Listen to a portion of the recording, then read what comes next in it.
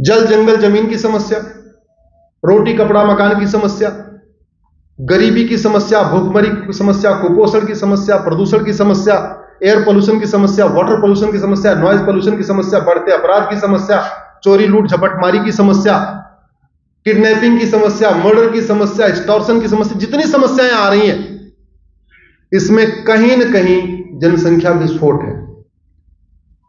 और इसका दुष्परिणाम केवल वही नहीं भुगत रहा है जो जनसंख्या विस्फोट कर रहा है, इसका दुष्परिणाम वो भी भुगत रहा है जो हम दो हमारे दो या हम दो हमारे एक कर रहा है। जहरीला गेहूं आप खाते हैं, क्यों? क्योंकि जहरीला गेहूं अगर इतना केमिकल डाल के ना पैदा करें तो पूरी पैदावार नहीं होगी।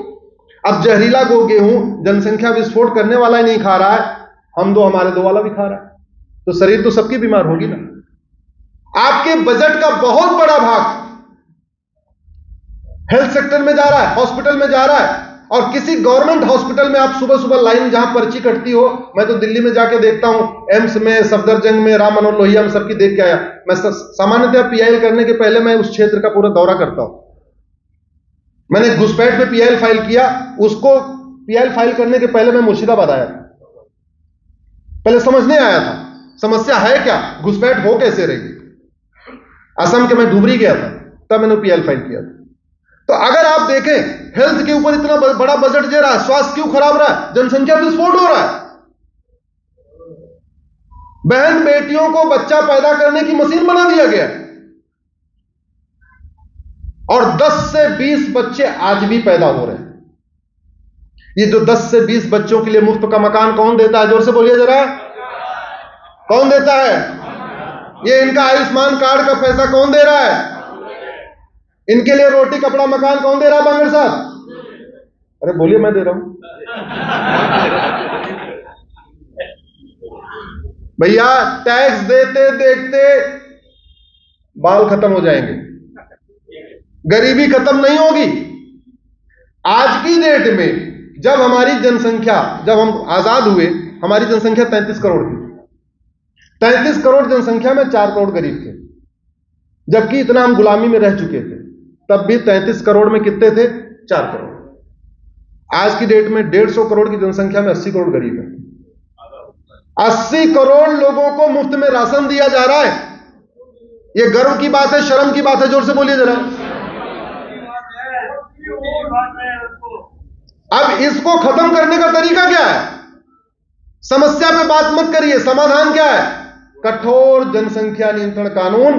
चीन हमसे 2 साल के बाद आजाद हुआ, हम 1947 में आजाद हो गए, चीन हमसे 2 साल के बाद 1949 में आजाद हुआ। चीन ने जो पहला काम किया, एक कठोर जनसंख्या नियंत्रण कानून बनाया, और सर्वे बताते हैं उसने 60 करोड़ बच्चों को पैदा होने से रोक दिया।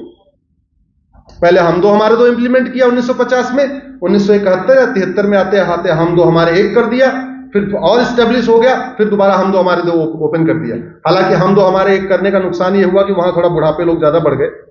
तो हम दो हमारे दो बेस्ट कॉम्बिनेशन है, रिश्ते नाते भी चलते रहते हैं, परिवार भी ठीक ठाक चलता रहता है, देखभाल भी अच्छी होती रहती है, शरीर भी स्वस्थ होता रहता है, सबको रोटी कपड़ा मकान भी मिलता रहता है, बहुत ज्यादा अन्न की कमी नहीं होती है। अन्न की कमी होगी तो पंजाब में आपको केमिकल डाल डाल के, खूब खाद डाल डाल के गेहूं पैदा किया जाएगा। गेहूं पैदा होगा बंगाल में या मध्य प्रदेश में और पंजाब में, और कैंसर होगा आपके कलकत्ता में।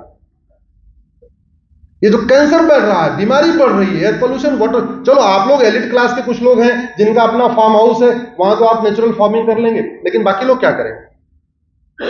सबके पास तो फार्म हाउस है नहीं जो बिना खाद वाला अपना गेहूं पैदा कर सके। तो वही जहरीला गेहूं खा रहे, जहरीला दूध पी रहे, जहरीला फल खा रहे, जहरीली सब्जी मिल रही है।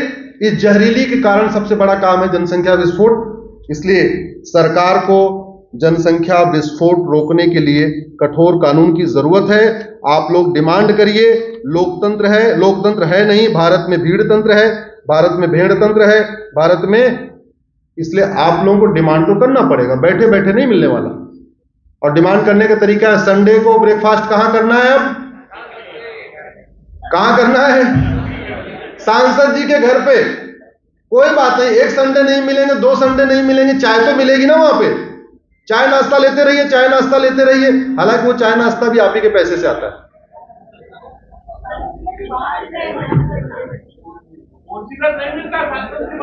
एक बहुत बड़ी समस्या है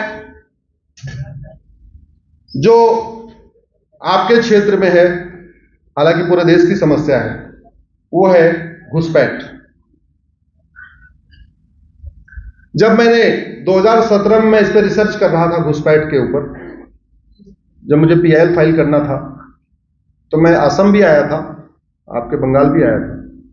बॉर्डर पे गया मैं, 2 दिन ढूंढा, 2-3 दिन यहां पे रह के वापस चला गया। उस समय मैंने PIL फाइल किया था कि 5 करोड़ घुसपैठी आ चुके हैं। कितने?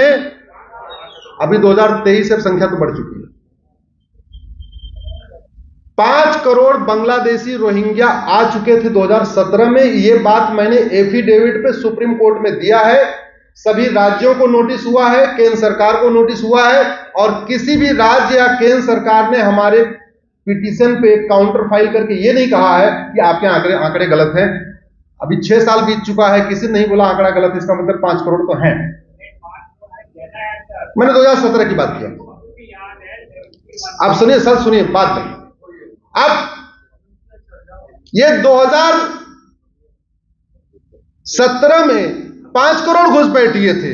ये घुसपैठ होती कैसे, इसको आप ध्यान से समझिए बांगड़ सर। घुसपैठ होती कैसे? बॉर्डर पे वो 2000 रुपए दे के अंतर आता है। 2000 रुपए बॉर्डर पे देता है, हमारे ही लोग उसको अंदर करा देते हैं। अभी कुछ दिन पहले BSF कमांडेंट के यहां ईडी ने छापा मारा, 20 करोड़ रुपए मिला। वो पता, फिर बाद में पूछताछ बताया उसने 1000 रुपए पर गाय बाहर निकालने का लेता है, 2000 रुपए पर व्यक्ति को अंदर कराने का लेता है। एक BSF कमांडेंट के यहां 20 करोड़ रुपए मिला।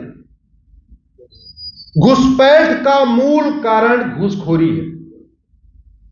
घुसपैठिए 2000 रुपए देके अंदर आते हैं। 2000 रुपए कॉमन सर्विस सेंटर हर जगह खुले हैं, उनको देते हैं, उनसे आधार बनवा लेते हैं। जब एक आधार बन जाता है, 2000 रुपए किसी दलाल को देते हैं, वो राशन कार्ड बनवा देता है। जब 2 डॉक्यूमेंट बन जाता है, फिर वो 2000 रुपए दलाल को देते हैं, नगर निगम में बर्थ सर्टिफिकेट बन जाता है। जब 3 डॉक्यूमेंट हो जाता है, RTO ऑफिस में दलाल को पकड़ते हैं, 2 से 3000 रुपए में ड्राइविंग लाइसेंस बन जाता है। जब 4 डॉक्यूमेंट आ जाता है, बन जाता है, इस बीच कोई इलेक्शन आता है, चाहे लोकल बॉडी का या कोई सा इलेक्शन, किसी नेता को पकड़ते हैं, बोलते जी हम वोट आपको देंगे, एक काम करो हमारे पास 4 डॉक्यूमेंट है, हमारा वोटर ID बनवा दो, और वो बनवा देता है। 5 डॉक्यूमेंट हो गए।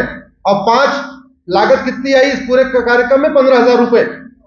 और 15,000 रुपए खर्च करके 1 साल के अंदर 5 लाख रुपए का ले लेता है, जो आपके पैसे से मुफ्त का मकान, मुद्रा लोन, आयुष्मान कार्ड, मुफ्त का राशन, सारा सामान ले लेता है। 15,000 लगाया, 1 साल में 5 लाख वसूल लिया। भ्रष्टाचार बहुत बड़ी समस्या है, घूसखोरी बहुत बड़ी समस्या है। इससे घुसपैठ ही नहीं, इस देश में एक्चुअली भ्रष्टाचार खत्म हो जाए तो भारत की GDP 2% ऐसे बढ़ जाएगी। व्यापारी समाज परेशान है, मिडिल क्लास परेशान है, अपर क्लास परेशान है, सारे परेशान हैं।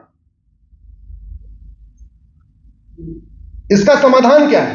ये तो मैंने बीमारी बता दिया। ऐसी कोई बीमारी नहीं जिसकी कोई, जोर से बोलिए, ऐसी कोई बीमारी नहीं और ऐसी कोई समस्या नहीं जिसका कोई, हर बीमारी का इलाज है, हर समस्या का समाधान है। घुसपैठ एक वेजिंग वॉर है, भारत के खिलाफ एक अप्रत्यक्ष युद्ध है। और हमारे पास इंडियन पिनल कोड के सेक्शन 121 में इसका प्रोविजन है कि जो आदमी अप्रत्यक्ष रूप से भारत के खिलाफ युद्ध करे, उसके खिलाफ सेक्शन 121 लगाइए। कई अधिवक्ता यहां बैठे हैं, चौबे जी जानते होंगे, 121 में आजीवन कारावास की सजा है। दुर्भाग्यवश हमारी राज्य सरकारें घुसपैठियों के खिलाफ सेक्शन 121 लगाती नहीं है। घुसपैठ राष्ट्र की सुरक्षा के लिए बहुत बड़ा खतरा है, और राष्ट्र की सुरक्षा के खतरे से निपटने के लिए हमारे पास कानून है, उसका नाम ही राष्ट्रीय सुरक्षा कानून, नेशनल सिक्योरिटी एक्ट। लेकिन हमारी राज्य सरकारें घुसपैठियों पर NSA लगाती नहीं। घुसपैठ हमारी देश की एकता अखंडता के लिए बहुत बड़ा खतरा है। देश की एकता अखंडता के जो खतरे हैं उससे निपटने के लिए हमारे पास एक कानून है, उसको कहते हैं UAPA, लेकिन राज्य सरकारें UAPA लगाती नहीं है। घुसपैठ एक ऑर्गेनाइज्ड क्राइम है, एक सिंडिकेट होता है, एक व्यक्ति कलकत्ता में बैठा हुआ है, दूसरा आदमी बाहर बैठा हुआ है, वहां से इंटर करता है, कौन राशन कार्ड बनवाएगा, कौन ड्राइविंग लाइसेंस बनवाएगा, कौन बर्थ सर्टिफिकेट बनवाएगा, पूरा एक सिस्टम है। ऑर्गेनाइज क्राइम से निपटने के लिए हमारे पास गैंगस्टर एक्ट है, लेकिन राज्य सरकारें इसको यूज नहीं करती।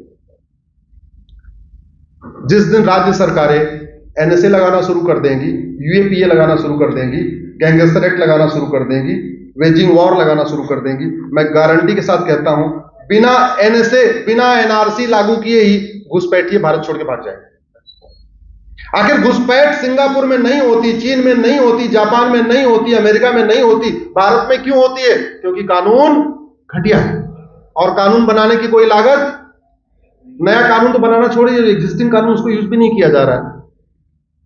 मैं अपनी बात को यहीं खत्म कर रहा हूं, ये कहते हुए कि आगे क्या क्या कर सकते हैं। आप लोग सोशल मीडिया में कितने लोग एक्टिव हैं, जरा जोर से बोलिए जरा। बहुत लोग एक्टिव हैं। तो भैया समस्याओं का समाधान संसद और सुप्रीम कोर्ट में होगा। संसद और सुप्रीम कोर्ट को जगाने का तरीका है सड़क और सोशल मीडिया।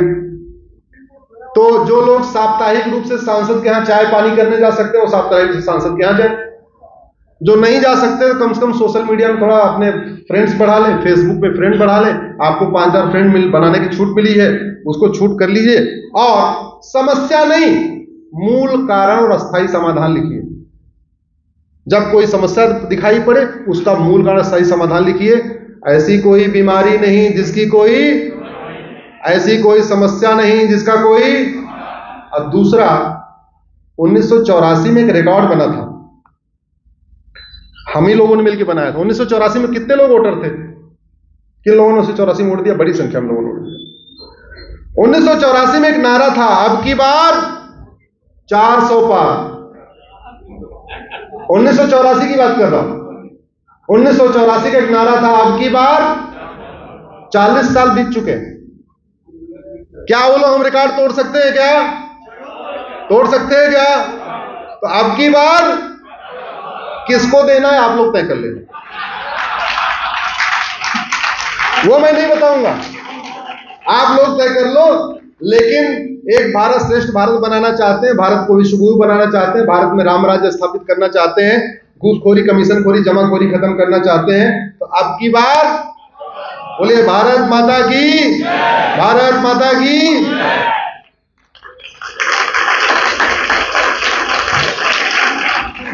अभी इतना